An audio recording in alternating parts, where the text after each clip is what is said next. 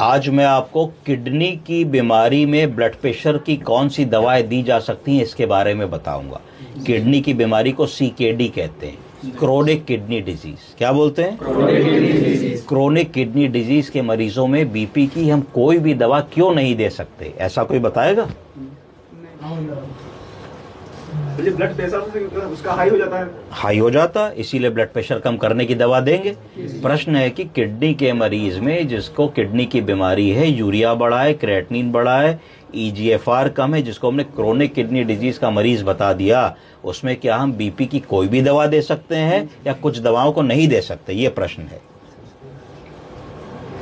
BP की दवाएं दे सकते हैं, डायटार टेबलेट दे सकते हैं, डायटार टेबलेट दे सकते हैं।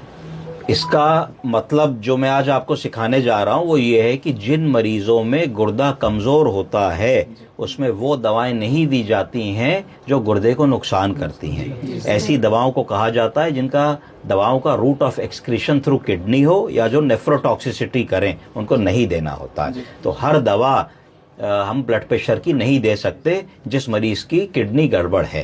तो हम आज आपको बताएंगे कि कौन सी 4, 5 या 6 ग्रुप की दवाओं को हम सीरियली खटाखट दे सकते हैं और एक के बाद एक जोड़ते चले जाएंगे। तो सबसे पहली जो दवा हम लोग दे सकते हैं उसको कहा जाता है CCB। क्या होता है? आप सब लोग फार्मेसी बैकग्राउंड के हैं? किस ईयर के हैं? फर्स्ट ईयर, सेकेंड ईयर के बच्चे हैं। कहाँ से आए? बहराइच से आए। तो CCB का फुल फॉर्म होता है कैल्शियम चैनल ब्लॉकर। बोलिए, पढ़ा होगा आप लोगों ने। तो कैल्शियम चैनल ब्लॉकर की कौन सी 2 दवाएं हैं जो हम दे सकते हैं? तो पहली दवा है सिल्नीडिपिन और दूसरी दवा है नेफिडिपिन। तो सिल्नीडिपिन और नेफिडिपिन से हम शुरू करेंगे। एम्लोडिपिन भी दे सकते हैं। एम्लोडिपिन नहीं दे सकते, उस पे सिल्नीडिपिन बेटर है। एम्लोडिपिन के कुछ कॉम्प्लिकेशंस होते हैं जैसे पीडल एडिमा, फेशियल पफिनेस। तो सिल्नीडिपिन हमेशा याद रखिए और नेफिडिपिन से शुरू करेंगे। इनकी मैक्सिमम डोज आपको पता होनी चाहिए क्या होती है। तो अगर सिल्नीडिपिन को हमने 10 mg से शुरू किया तो फिर हम 20 mg तक चले जाएंगे। नेफिडिपिन को हमने अगर 20 mg BD से शुरू किया तो 20 mg TDS तक चले जाएंगे। तो उसकी मैक्सिमम डोज को एग्जॉस्ट कर लेंगे। मैक्सिमम डोज एग्जॉस्ट कर ली, फिर भी BP नहीं काबू में आ रहा है, बड़ा तगड़ा मैलिग्नेंट हाइपरटेंशन है, बिल्कुल जब नापो तब 200/100 आ रहा है, क्या करें जी? तो एक दूसरी दवा कोई ऐड करनी पड़ेगी। तो बताइए दूसरी दवा ऐसी कौन सी ऐड करेंगे जो किडनी के लिए सुरक्षित हो? कौन बताएगा? फिर हम बीटा ब्लॉकर ऐड कर सकते हैं। क्या ऐड कर सकते हैं? बीटा ब्लॉकर कौन सा हम लोग जानते हैं? मेटाप्रोलॉल, बीटाप्रोलॉल, ठीक है, बिसोप्रोलॉल, ठीक, कार्विडोल।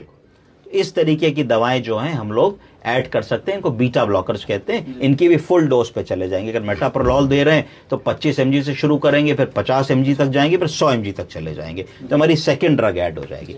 अब सेकंड ड्रग के बाद भी हमने देखा कि भाई हमने 2 दवाएं दे दी, हमारे मरीज में लाभ नहीं हो रहा है, अब हम क्या करें? तो फिर हम तीसरी ड्रग ऐड करेंगे जिनको कहा जाता है सेंट्रली एक्टिंग ड्रग्स। क्या कहा जाता है? सेंट्रली एक्टिंग ड्रग्स में 2 दवाएं होती है, क्लोनिडीन होती है और एक आर्कमीन होती है। क्या होती है? इनको ऐड करेंगे। ये तगड़ी दवाएं होती हैं, इनसे ब्लड प्रेशर एकदम से कम हो जाता है ना। तो आर्कमीन को भी हम दिन में 3 बार दे सकते हैं और सेंट्रली एक्टिंग क्लोनिडीन को भी हम दिन में 3 बार दे सकते हैं। इससे ब्लड प्रेशर हमारा 90% काबू में आ जाता है। अगर इसके बाद भी ब्लड प्रेशर गड़बड़ करता है तो फिर हम क्या करेंगे? डायूरेटिक्स ऐड करेंगे, जो आप में से किसी एक आदमी ने बताया था। कौन सी डायूरेटिक ऐड करेंगे? हम लोग सबसे पहले फुरासेमाइड ऐड करने की कोशिश करेंगे। उससे काम नहीं चलेगा तो टॉर्सेमाइड ऐड करेंगे। अगर फुरासेमाइड टॉर्सेमाइड में से कोई एक ऐड की और काम नहीं चला तो इन एडिशन स्पाइरोलेक्टोन या एल्डेक्टोन ऐड कर देंगे।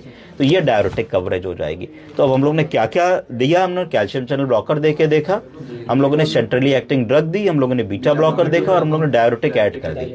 इतना देने के बाद भी अगर ब्लड प्रेशर नहीं कंट्रोल हो रहा, CKD का मरीज है, उसका क्रेटिनिन 8 है, हफ्ते में 2 बार उसकी डायलिसिस होती है, तब आप क्या करेंगे? तो फिर एज ए लास्ट रिजॉर्ट आप लोग अल्फा ब्लॉकर ड्रग ऐड करेंगे। क्या ऐड करेंगे? Alpha blocker drug. कौन सी दवा आप जानते हैं? मिनीप्रेस एक्सेल, प्रेजोप्रेस एक्सेल, ठीक है। इस तरीके की जो दवाएं होती हैं उनको कहा जाता है अल्फा ब्लॉकर्स। क्या कहा जाता है? Alpha blockers. प्रेजोसिन, ठीक है। इस तरीके से आज हमने सीखा कि किडनी के मरीजों में ब्लड प्रेशर का मैनेजमेंट क्यों नॉर्मल मरीज से अलग है। अगर आप नॉर्मल मरीज होते और आपको किडनी की प्रॉब्लम नहीं होती तो हम कहते हुए as a first drug of choice हम ARB ऐड करेंगे, टेलमीसार्टन, इरबीसार्टन, वेल्सार्टन, पर किडनी के मरीज में हम उसको ऐड नहीं कर सकते। तो ये हमको हमेशा ध्यान रखना है कि जब भी हम किडनी के मरीज के साथ डील कर रहे हैं तो उसको सिर्फ वही ड्रग दे सकते हैं जो ड्रग उसमें सेफ है, वरना आपकी ड्रग आग में घी का काम करेंगी और उसकी किडनी और जल्दी खराब हो जाएगी। धन्यवाद।